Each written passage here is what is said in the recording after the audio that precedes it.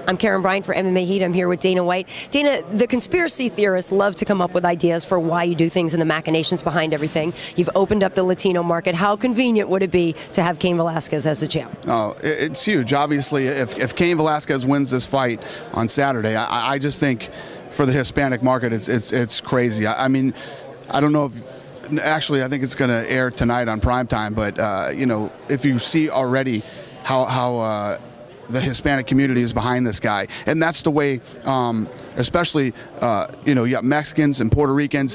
When they have a champion, it's crazy. It's crazy, man. It's awesome. It's amazing. Well, I've covered boxing before, so I know that they have they have such a love for their fighters. I mean, it's a different kind of headspace down there. Yeah, it's incredible. There's nothing like it. When you know, back in the day when I watched, you see Julio Cesar Chavez come into a fight, and it was just it was incredible, you know. And the same thing, Trinidad, and you can just go through the list of all the Hispanic fighters that have ever fought. And I think you know, with Brock being such a high-profile, big, nasty guy, I think for Cain to come out and win a fight like this, I think he's going to gain a lot of fans. Well, that's what I was going to say. Brock is the archetypal American badass, and you've put him against, you know, his sort of equivalent, and it's great matchmaking. Nice work. Well, Brock Lesnar is the guy that the Mexican community wants to see Cain Velasquez smash. You know what I mean? It couldn't be. It's like when Greg Haugen went into down into Mexico City and fought Chavez and said all that crazy stuff about him. You know, I think that's this type of fight.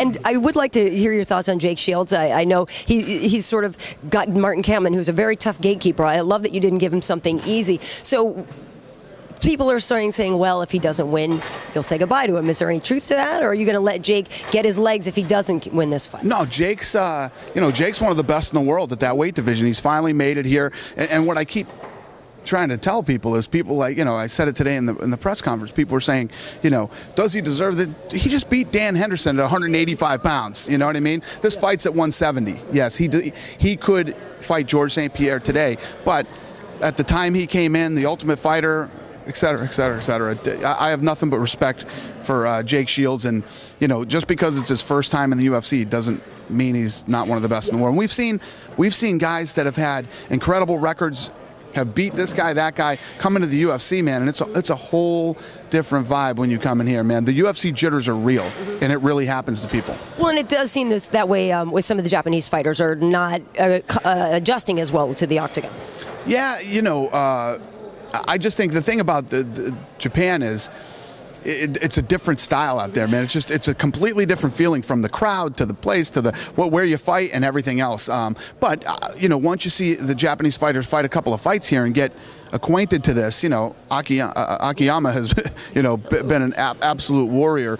And Gomi just got a win. That knockout was ridiculous. Yeah, it was. And one of my things about guys, like for instance Gomi, I don't care how great you are and what you've accomplished, if you don't stay busy in this business, it hurts you. Look at Shogun. When Shogun first came back, now that he's been active and stayed busy, yeah, he's unstoppable. Big difference. Yeah. Well, we'll see. We'll see if he's unstoppable. Exactly. No, I'm also from Boston. This is my last question, and I know Shaquille O'Neal is a good friend of yours. How's he going to do in the parquet? Because I'm concerned. Let me tell you what. I'm flying to Boston on Monday night. Nice. I'm going to the game to watch them spank the Heat, and then yeah, I'm excited. You know, I am good friends with Shaq, and to see him now a Celtic and see a jersey that says Shaq on the back, you know, I'm pretty pumped about it. So. Well, believe me, and I'm a Celtics fan, but I live in Los Angeles. My last name is Bryant. If Kobe were on any other team, but I cannot buy that T-shirt. I just can't. It's true, and actually, Big Baby too. Yeah. Big Baby actually came out and trained at our, at the UFC gym this. This off season, okay. So to go back there, I'm excited, and I want to see him beat the Heat. Yeah, nice. Well, Dana, thank you for your time. Pleasure. Awesome. Thank you.